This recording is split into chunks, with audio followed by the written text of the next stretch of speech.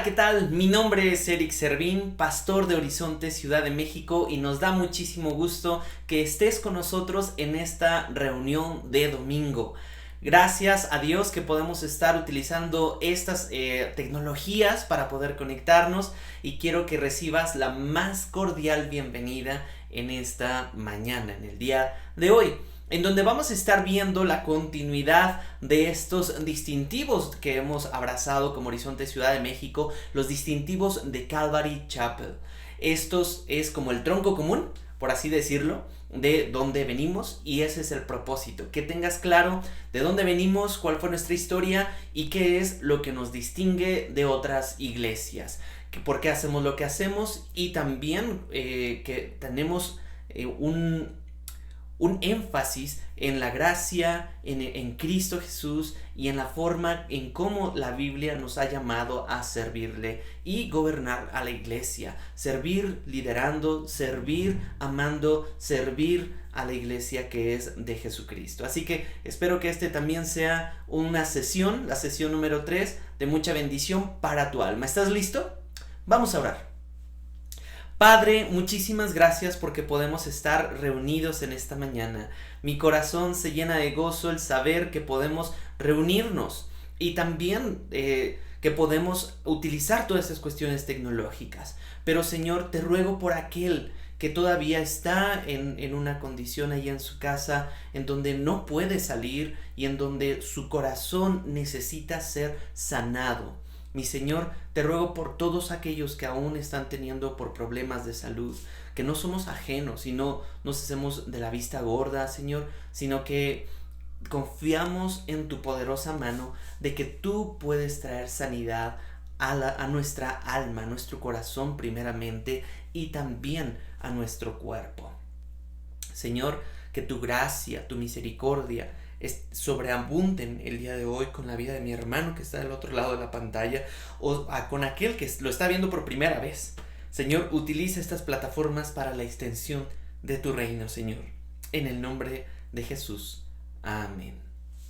Bienvenido nuevamente. Esta es la sesión número 3 de los distintivos de Calvary Chapel.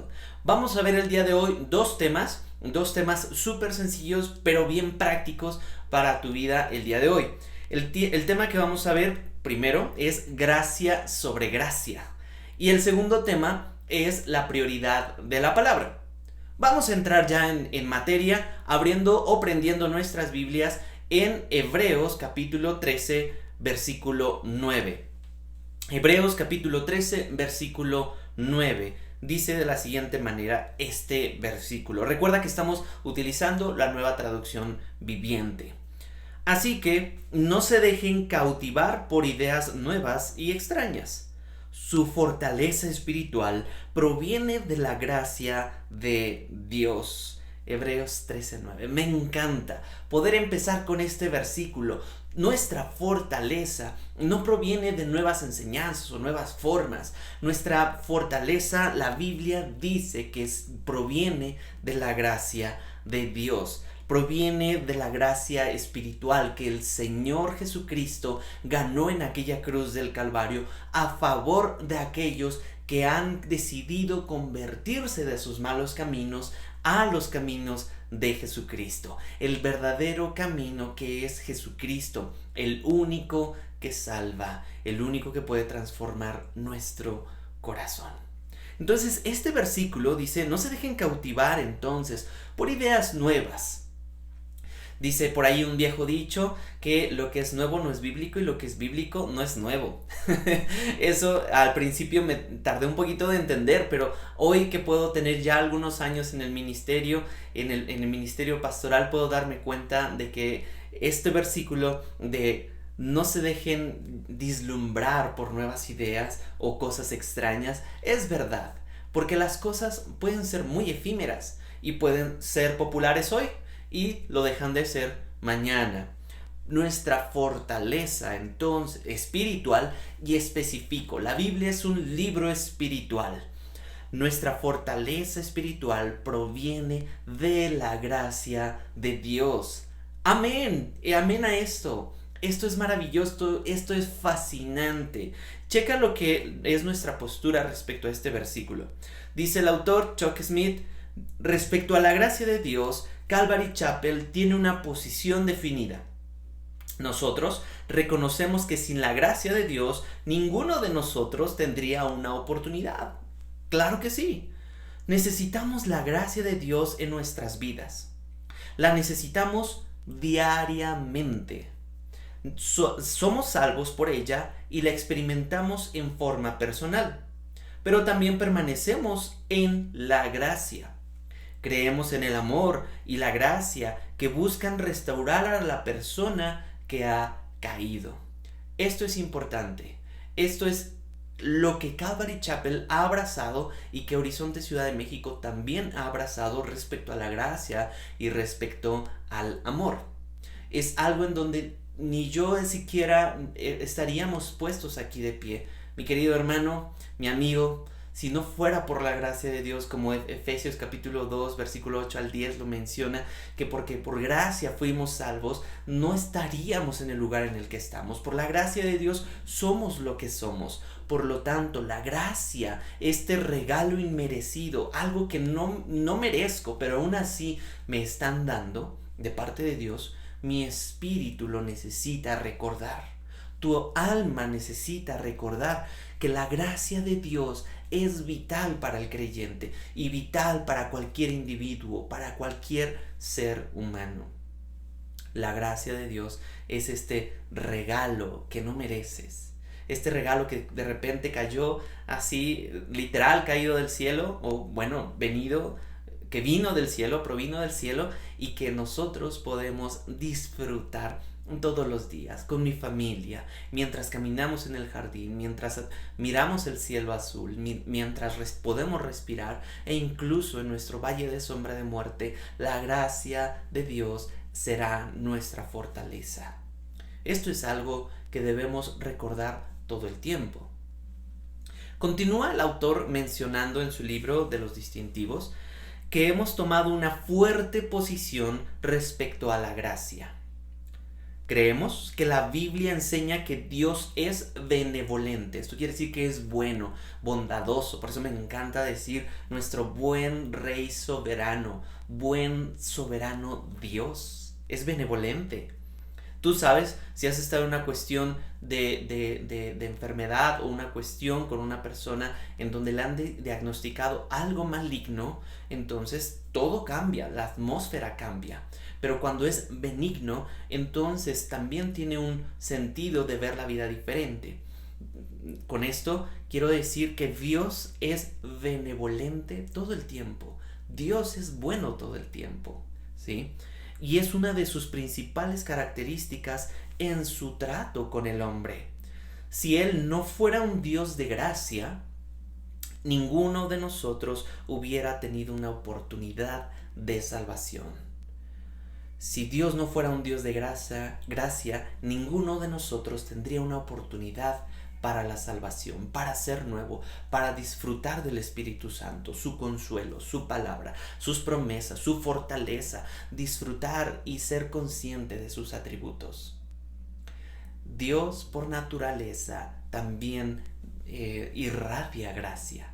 Dentro de toda esa gama de atributos y de rasgos de carácter del Señor, la gracia es una de ellas. Vamos a continuar. Jesús nos dio parábolas que tratan de la necesidad de perdonar, de extender gracia. Y perdonar es extender también gracia cuando el ofensor no se la merece.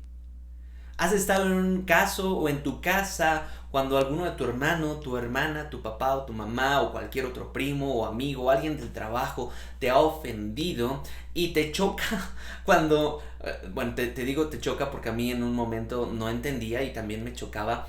¿Cómo voy a extender perdón por una persona que me ofendió?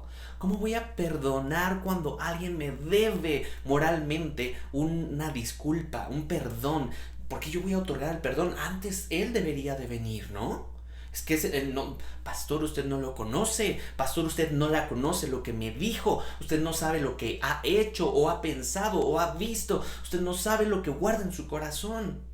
No lo sé, pero veamos lo que Jesucristo sí nos dice al respecto. En Mateo 18, del 23 al 35, vemos a un amo que perdonó a su sirviente una deuda de 16 millones de dólares. Quiero que veas esta comparativa entre el amo que está perdonando a uno de sus sirvientes con una deuda de alrededor de 16 millones de dólares. Es el equivalente a lo que la Biblia nos estaba diciendo en aquella época, puesto al día de hoy. Sin embargo, este sirviente fue con un consiervo que le debía solo 16 dólares. 16 millones de dólares con alguien que le debe 16 dólares. Y entonces lo envió a la prisión. ¿Recuerdas la escena un poco?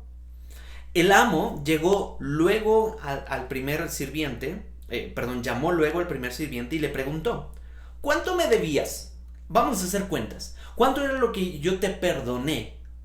No, pues 16 millones de dólares. Ok.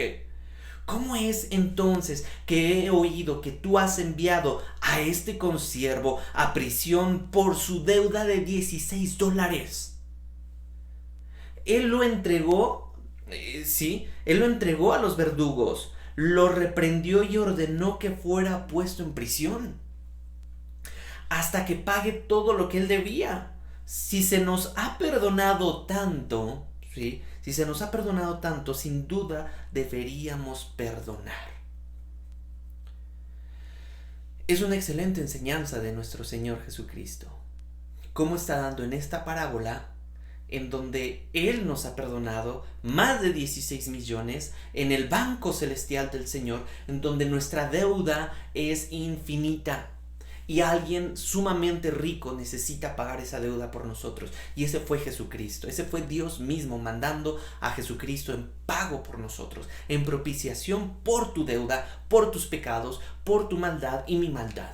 Entonces, aquí dice, habiendo recibido la gracia de Dios, deberíamos manifestar la gracia de Dios a aquellos que han caído. ¿Recuerdas quién ha caído últimamente alrededor tuyo? A causa del pecado. Y nos enojamos con Satanás, con el chancludo, porque hace caer a consiervos que han sido utilizados por el Señor, y entonces ellos han caído en el pecado y sus vidas se han destrozado. Habiendo recibido la gracia de Dios, yo necesito la gracia de Dios diariamente. Tú necesitas la gracia de Dios diariamente. Porque tú y yo éramos como esos siervos que recibimos un perdón y que estamos a una decisión de extender el perdón o no extender el perdón. De dar gracia como hemos recibido o de detener esa gracia. Yo permanezco en la gracia de Dios. He sido salvado por gracia, no por obras, para que la gloria sea a Dios por lo que ha hecho. No puedo presumir por lo que yo he hecho. No he hecho nada. Y no es por obras de justicia, es por su gracia que somos salvos.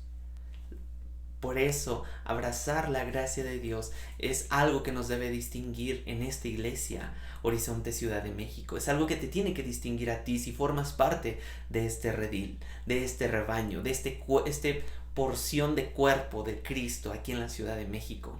La gracia sobre la gracia.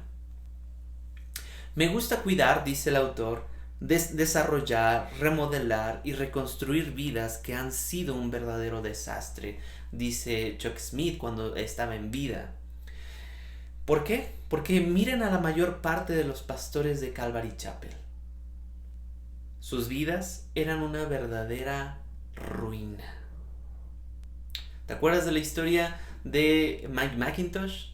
Y así hay muchas historias también la historia de muchos siervos que sus vidas estaban arruinadas y que el pastor Chuck Smith, abrazando la gracia del Señor, entonces también extendió perdón, restauración y remodelación, por así decirlo, en un sentido espiritual, en donde la agente de cambio no es en sí el chalán. Yo soy el chalán, pero quien es el dueño del taller es el Señor Jesucristo. Él, por medio de su Espíritu Santo, es que puede influir a través de nosotros para que suceda esa transformación. Es maravilloso, es fascinante, ¿no? Y es una hermosa, ¿sí? Es una hermosa obra de Dios ver cómo Dios ha restaurado a esas personas y que hoy sirven con todas sus fuerzas. Vean la riqueza y el valor que ha surgido de esas vidas. El ver lo que el mundo ha desechado y visto como adefesios sin esperanza. Es glorioso ver cómo han sido transformados de vasos de deshonra a vasos de gloria, vasos de honra, ¿sí? Simplemente son vasos que han sido transformados en la mano del alfarero. Si algún día tienes la oportunidad de ir a un taller de alfarería, por favor pídele al alfarero que te deje observar cómo empieza una obra de cero y cómo entonces también cuando no salen las cosas bien tiene que deshacerla y hacerla de nuevo para que pueda tomar la forma ideal o la forma adecuada. En este caso, a partir de esa ilustración, Dios es el alfarero y tu vida y mi vida son como el barro. Algunas vasijas más grandes, otras vasijas más chiquitas, otras vasijas más chaparritas y otras vasijas más altas, pero el Señor tiene un plan perfecto con tu vida, así que disfruta de la gracia del Señor. En el Evangelio de Juan, capítulo 8, tenemos una interesante historia porque Jesús había venido al templo y en el versículo 2 Él se sienta a enseñar. Y entonces repentinamente viene un tumulto de gente y interrumpe la enseñanza. Así a ver como disco rayado. Y entonces vuelve el alboroto y había un llanto histérico, me atrevo a imaginar. Si recuerdas un poquito la historia en Juan capítulo 8, vamos a ver lo siguiente. Versículo 3 de Juan capítulo 8. Mientras hablaba Jesucristo, los maestros de la ley religiosa y los fariseos le llevaron a una mujer que había sido sorprendida en el acto de adulterio. La pusieron en medio de la multitud. Dijeron, maestro, le dijeron a Jesús, esta mujer fue sorprendida en el acto de adulterio. Mira nada más. Personas que se creían estar cerca de Dios estaban entonces llevando a esta mujer a que la apedrearan porque había cometido un pecado que para ellos era deshonroso y necesitaban apedrearla hasta la muerte. Si podemos ir al versículo 5 y 6, entonces le están diciendo a Jesús ahí de una mente siniestra, la ley de Moisés manda apedrearla. ¿Tú qué dices? Siniestra porque están tendiéndole una trampa, están de cierta manera haciéndolo caer para que su argumento sea descalificado y entonces lo que él diga se caiga abajo. Pero Dios tiene, Jesucristo es el crack de todos, ¿no? El pro de todos y siempre sale ileso de este tipo de trampas. Checa lo que dice en el versículo 6. Intentaban tenderle una trampa para que dijera algo que pudieran usar en su contra. Esto es maligno, Pero Jesús se inclinó y escribió con el dedo en el polvo. ¿Qué sentido del humor? Porque cuando alguien está platicando contigo y entonces esperas que una respuesta y te vea a los ojos, lo que hizo Jesucristo en esta porción fue que se inclinó y escribió en la tierra. Recuerda que en aquella época el piso era de tierra. Entonces escribió, no sabemos qué dijo, no sabemos qué decía, no sabemos qué escribió. Y me encanta porque Jesús no lo dejó ahí para que nos dijéramos, wow, ahora yo siempre voy a tener que hacer eso cada vez que alguien me esté tendiendo una trampa. No. Esta fue una manera muy exclusiva en ese momento de Jesús actuar con los fariseos, ¿sí? Entonces se inclinó, escribió en tierra, nadie sabe lo que escribió, y en el versículo 7 dice, como ellos seguían exigiéndole una respuesta, él se incorporó nuevamente y les dijo, ok, muy bien, pero el que nunca haya pecado, que tire la primera piedra. Ese es mi Jesús, ese es mi héroe, ese es mi Señor, ese es nuestro Cristo, que se reincorpora con toda, me atrevo a imaginar, con toda la elegancia del mundo, con toda la naturalidad del planeta. Entonces se incorpora y les dice, bueno, el que nunca haya pecado, que tire la primera piedra. Jesús jamás pecó, él estaba libre. Por eso tenía la autoridad moral y ética de decirle a los demás, a ver, ¿ustedes se creen libres y puros ética y moralmente, espiritualmente? Tiren la primera piedra. ¿No, verdad? En el versículo 10 dice, entonces Jesús se incorporó de nuevo y le dijo a la mujer, después de que había escrito otra vez, y algunos suponen de que Jesucristo, la segunda vez que escribió en la tierra, estaba escribiendo los nombres de las personas junto con su pecado. Y entonces por eso se fueron yendo uno a uno. No lo sabemos, es una especulación. Pero lo que sí sabemos es lo que dice el versículo 10. Entonces Jesús se incorporó de nuevo y le dijo a la mujer, ¿dónde están los que te acusaban? ¿Ni uno de ellos te condenó? No sé si logras percibir la profundidad y el peso de estas palabras. Y la mujer, me atrevo a imaginar, entre llanto y entre lágrima y sollozo, ni uno, Señor, dijo ella. Yo tampoco, le dijo Jesús. Yo tampoco, ¿qué? Yo tampoco te condeno. Yo tampoco te acuso. Eso es gracia, mi querido. Eso es gracia. Como mi Señor Jesucristo, en una mujer que estaba a punto de ser asesinada por esta legalidad de los fariseos, que debieron, si en teoría estaban buscando justicia, debieron de llevar también al hombre, al fulano que también, pues para haber un acto de adulterio tienen que haber dos. Llevaron solo a la mujer, pero Jesucristo extendió gracia a esta mujer diciéndole, yo tampoco te condeno, yo tampoco te acuso. ¿Te imaginas cuánta paz percibió el corazón de esta mujer? Cómo Jesucristo con tan pocas palabras limpió su conciencia. ¡Pum! Y Dios puede hacer eso contigo hoy. Si estás viendo esto por primera vez y has tenido una serie de pecados, de delitos, de transgresiones, de mentiras, de chisme, de alcoholismo, de drogadicción, cualquiera que sea tu pecado, en este caso está condenando a una adúltera, pero el principio es el mismo. Jesucristo extendiéndote la mano y diciéndote, ni yo te condeno.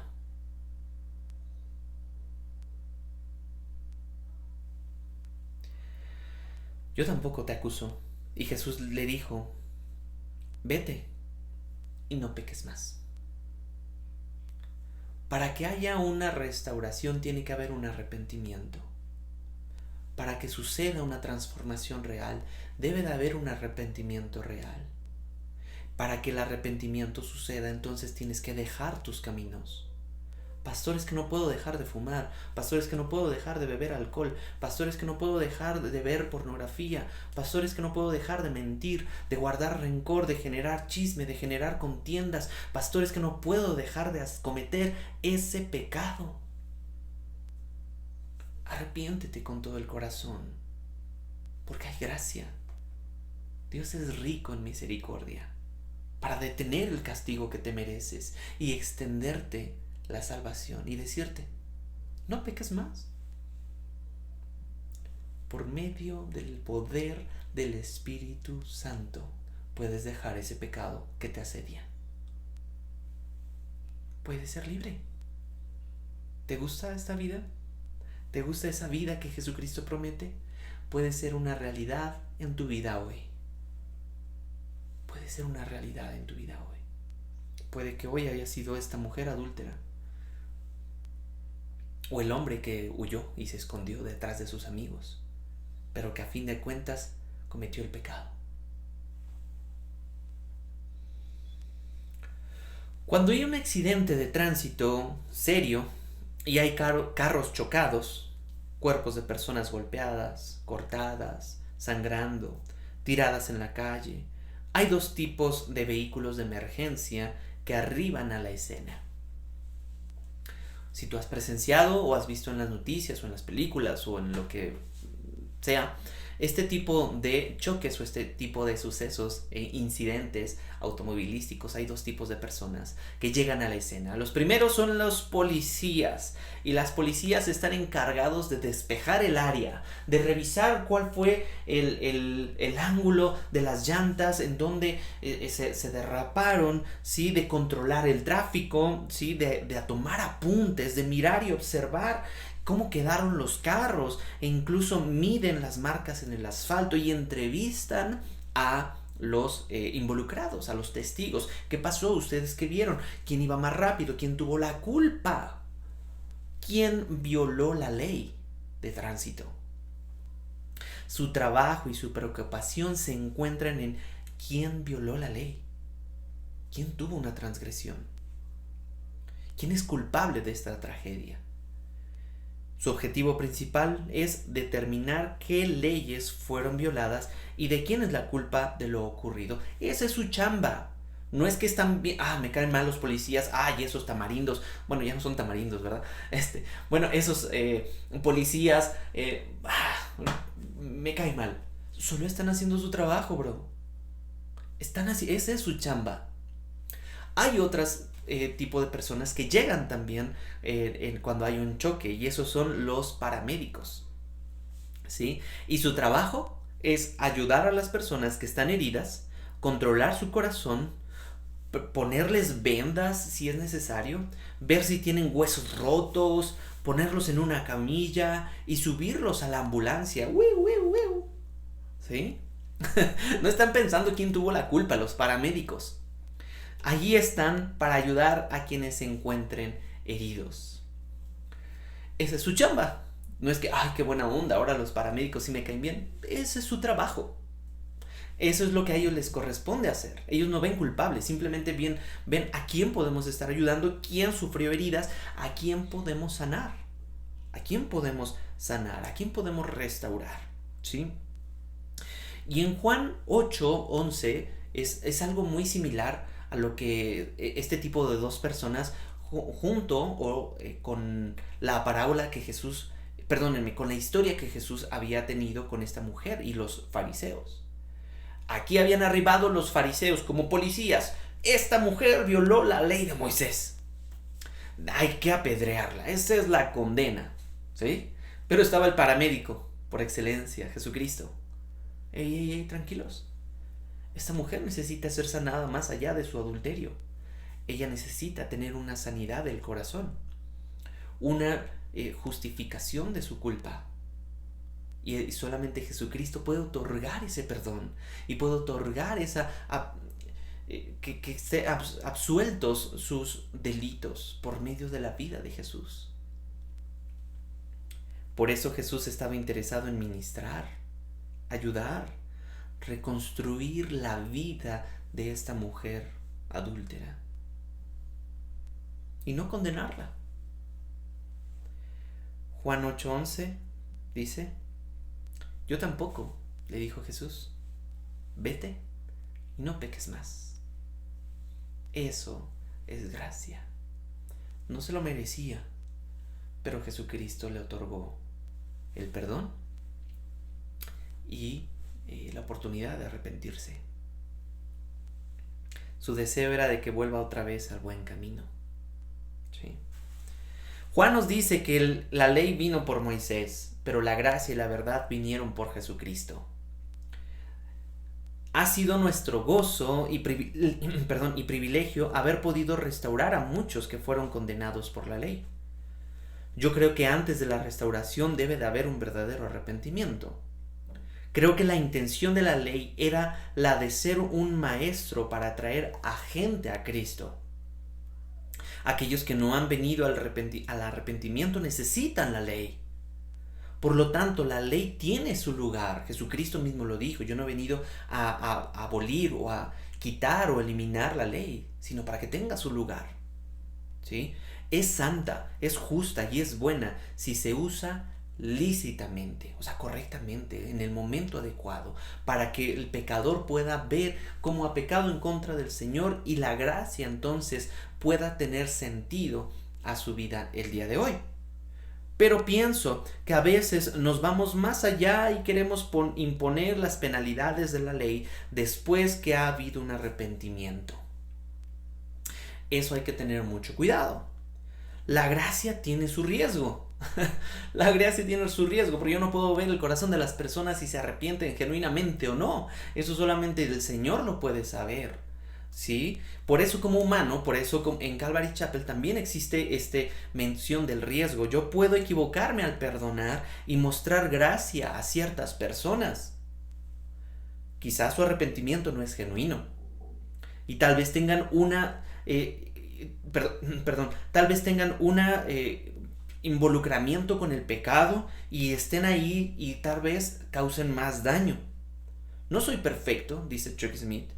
He corrido riesgos. Traje personas al liderazgo de la iglesia que supuestamente se habían arrepentido y más tarde los mismos rasgos pecaminosos continuaban allí, ocultos.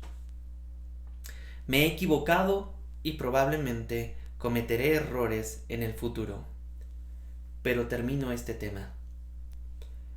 Pero les diré que si me equivoco, prefiero hacerlo en el lado de la gracia que en el lado del juicio.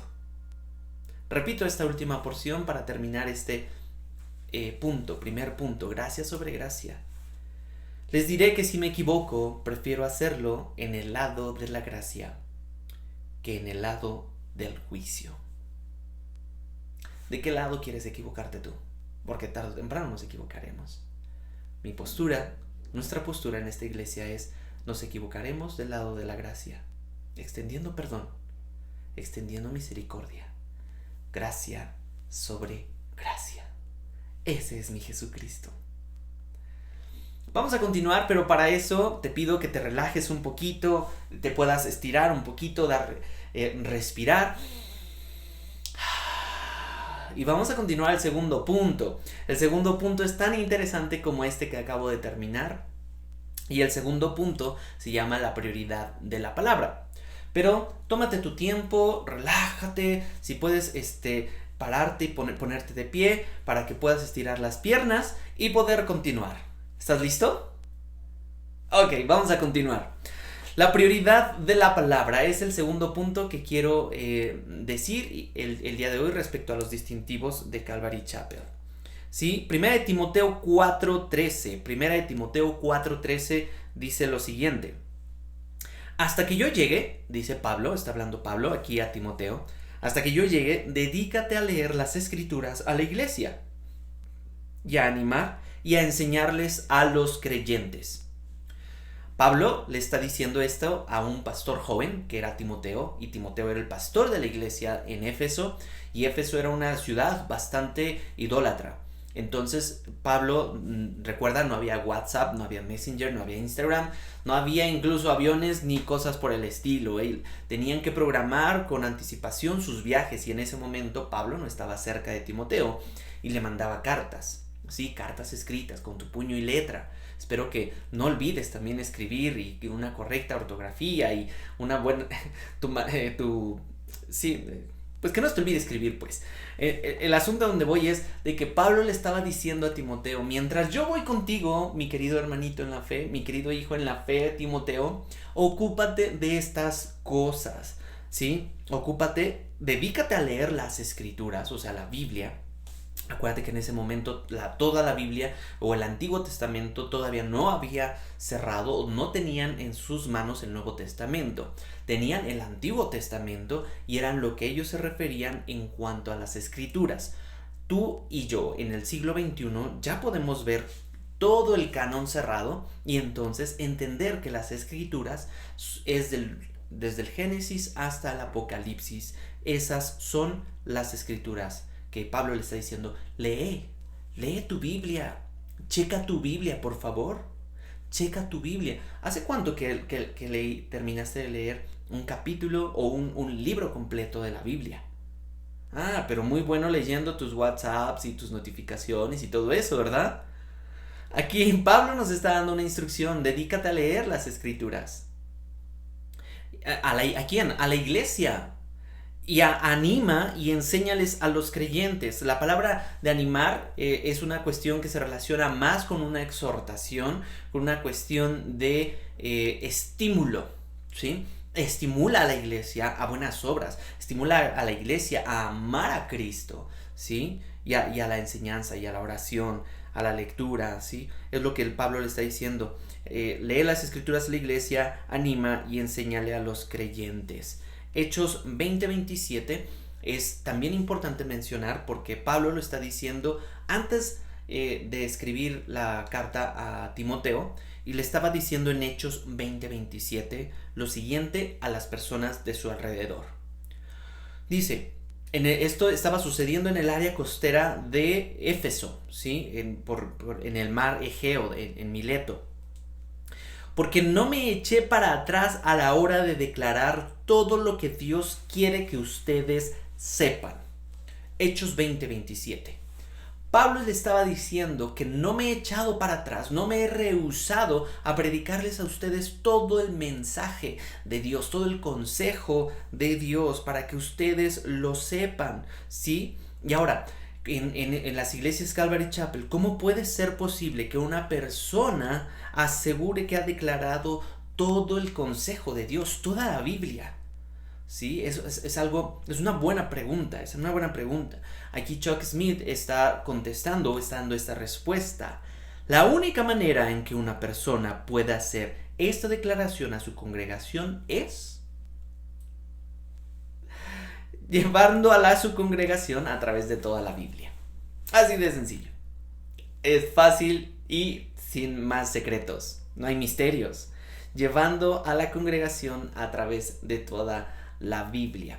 Por eso nosotros tenemos la Biblia como el centro, a Cristo como el centro, y queremos saturar nuestra vida con la Biblia, con la palabra del Señor, ¿sí? Y esto no se puede hacer a través de sermones temáticos, no se puede hacer a través de sermones en donde los temas que a mí me gustan, los temas que yo domino, los temas que a mí me convienen sean expuestos a la congregación, porque tarde o temprano estamos excluyendo lo que no me conviene, estoy excluyendo lo que a mí no me agrada o lo que yo no domino, y entonces la Biblia está siendo marginada y la iglesia está siendo medio nutrida, ¿sí? Entonces, no estoy diciendo que los sermones temáticos estén mal, no, yo no estoy diciendo eso. Ellos tienen su lugar en su momento, ¿de acuerdo? Sí, pero hay temas en la Biblia que no son muy inspiradores. No entusiasman a la gente, pero son asuntos necesarios que tienen que ser predicados. La tendencia humana, sin embargo, es la de evitarlos, así como, predicar Proverbios, híjole, predicar Eclesiastés, chales, predicar, no sé, Romanos, predicar Apocalipsis, no, por favor. Pero son temas que tienen que ser predicados. Uno encuentra la belleza de cada libro de la Biblia cuando lo va desglosando, cuando tiene un tiempo con el Señor y el mismo Espíritu Santo va trayendo convicción para entender ciertos textos. Si predica solamente temáticamente, también tiende a eludir temas controversiales o difíciles, y la gente no ganaría una perspectiva bien balanceada de la verdad de Dios. Es que interesante, ¿te das cuenta? Y esta es la razón por la cual en la mayoría de las iglesias de Calvary Chapel y las más exitosas, usted encontrará la enseñanza de toda la palabra de Dios en una forma sistemática a través de la Biblia de principio a fin. Esa es por la razón del distintivo de por qué nosotros predicamos la Biblia verso a verso. Esta interserie es para que tú sepas el por qué predicamos de la Biblia verso a verso, ¿sí? Checa lo que la Biblia dice al respecto. Ya vimos cuál es la postura de Chuck Smith al respecto. Vamos a ver lo que la Biblia nos tiene que decir a nosotros el día de hoy. Abre o prende tu Biblia en Isaías 28:13. Isaías 28:13 dice: por eso el Señor nuevamente les explicará su mensaje en detalle, línea por línea, renglón por renglón, un poquito aquí y un poquito allá, para que no tropiecen y caigan. ¿Sí? Eso es increíble, porque el lema de voto por voto, casilla por casilla, yo creo que fue inspirado por la Biblia. Pero aquí la intención es de que Dios le está diciendo a su pueblo, a un pueblo endurecido, de que les va a tener que repetir sus enseñanzas renglón por renglón, un verso por verso, un poquito aquí y un poquito allá, para que no caigan.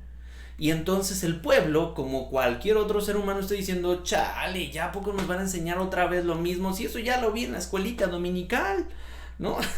Sí, ¿por qué nos hablan como niños? Dios, no. ¿Por qué nos tratas como niños? Chica este versículo, unos versículos atrás, Isaías 28:10. ¿Quién se cree el Señor que somos? Está hablando el pueblo. Preguntan: ¿por qué nos habla así? ¿Acaso somos niños pequeños recién destetados? Una y otra vez nos repite todo, línea por línea, renglón por renglón, un poquito allí y un poco allá. ¿Te fijas ahí cómo son los seres humanos? Somos... Bendita la gracia de Dios. Bendita la gracia de Dios. Porque estamos poniendo aquí un montón de excusas. Y no sé, si tú has tenido niños chiquitos, lo más seguro es poder ser lo más claro posible al momento de dar una indicación a tu hijo, ¿sí? Y de que tú estés seguro de que él está entendiendo lo que tú le dijiste, o está recibiendo la misma información que tú le dijiste. Por eso a veces le repito: ¿me puedes repetir lo que te acabo de decir? Y ya tú vas corrigiendo en el proceso. Y lo tienes que repetir 1, 2 o 3 veces a veces, la misma instrucción o la misma indicación, para que nuestros niños puedan obedecer y seguir nuestras indicaciones. Pero los adultos a veces también somos así. Por eso Dios nos ha dicho en su palabra: por eso yo les voy a repetir una y otra vez qué es lo que tienen que saber. Una y otra vez, 3 veces incluso, para que les quede bien seguro. En algunos casos eso era el sobreénfasis que Jesucristo hacía en ciertas porciones bíblicas, ¿recuerdas? Y es bueno para nosotros. Así que mi hermano, mi hermana, no se queje. Si la Biblia dice que seamos como niños y Dios nos trata como niños, no se queje. Aprendamos como niños. Me encanta. Y aquí en este sentido vemos cómo Dios está poniendo algo hermoso en nuestras iglesias. Como Nehemías 8:8 dice, y leían, ¿sí? Cuando estaban reconstruyendo el templo y las murallas en Nehemías, después ponen una plataforma, y checa lo que Nehemías 8:8 dice en la Reina Valera. Y leían en el libro de la ley de Dios claramente, y ponían el sentido de modo que entendiesen la lectura. ¿Qué quiere decir esto? Que entonces leían la Biblia de la mañana hasta la noche, y entonces quien se encargaba de enseñar les ponía sentido, explicaban qué significaba cada cosa. Ahora, como pastor, yo no tengo la respuesta de todo lo que viene en la Biblia, y hay cosas que la Biblia deja no claras. Ese tipo de cosas podemos especular, podemos investigar, podemos llevarlo a un nivel de curiosidad, pero jamás añadirle a nada a la Biblia. Lo que la Biblia deje así, nosotros lo dejaremos así, ¿de acuerdo? Y entonces por eso es que preferimos predicar la Biblia verso a verso, para que el consejo de Dios pueda expresarse a toda la congregación. Ahora me encanta y yo admiro al pastor Chuck Smith por eso, porque cuando él escribió este libro, ¿sí?, él ya había predicado 7 veces toda la Biblia en su iglesia, en Calvary Chapel, Costa Mesa. Nosotros tardamos 3 años en predicar Mateo y casi 2 años en predicar Primera de Corintios. Entonces, bueno, año y medio, porque ya casi vamos a acabar. Eso es increíble. Entonces hay que predicar la Biblia, y si se nos acaba la Biblia, lo más seguro es de que vamos a predicar la Biblia otra vez, ¿de acuerdo? Y así a lo mejor el próximo pastor que se quede en mi lugar va a decir, híjole, el pastor Eric, bueno, lo que el pastor Eric trató de decir en el libro de Josué cuando lo predicó era esto. Y es ahí en donde me encanta cómo la iglesia puede nutrirse con la misma palabra del Señor, con la misma palabra. Ojo, las predicaciones temáticas tienen su momento, pero creemos que no es siempre en la vida de nuestras iglesias. Por eso hay su momento para predicarlo temáticamente y como plato fuerte predicar la Biblia de una manera sencilla, de una manera práctica. Y esto va a llevar tiempo cuando veamos un fruto en nuestras iglesias, porque la semilla se va plantando y tarda tiempo en salir, en brotar, ¿de acuerdo? Así que no nos desesperemos. Por favor, quitémonos esa mentalidad del siglo XXI donde todo lo queremos expresa, así, pum, pum, ya, instantáneamente. Y esto haciendo un llamado a los jóvenes en donde dicen, no, es que no veo claro, es que ya quiero, es que ya ponme, es que ya nómbrame, es que ya tum. No, tranquilo, bro. Dios no lleva prisa. En la eternidad de Dios, ¿tú crees que Dios lleva prisa? El que lleva prisa eres tú. El que lleva prisa somos nosotros en nuestra temporalidad. Quiero que ya suceda, quiero que se haga mis tiempos, quiero que suceda mi forma. No. Vamos tranquilos. Todo tiene su tiempo. Y Mateo 13:8 dice, esta buena semilla cayó en la tierra y dio fruto al 100%, al 60% y un 30 por 1. Cada semilla va teniendo su fruto. ¿Y quien da el crecimiento? ¿Recuerdas quién es? Dios. Dios es quien da el crecimiento. Nosotros simplemente regamos y otros, unos siembran y otros riegan. Pero quien da el crecimiento es el Señor. Él sostiene todo, ¿de acuerdo? Por último, para terminar este punto,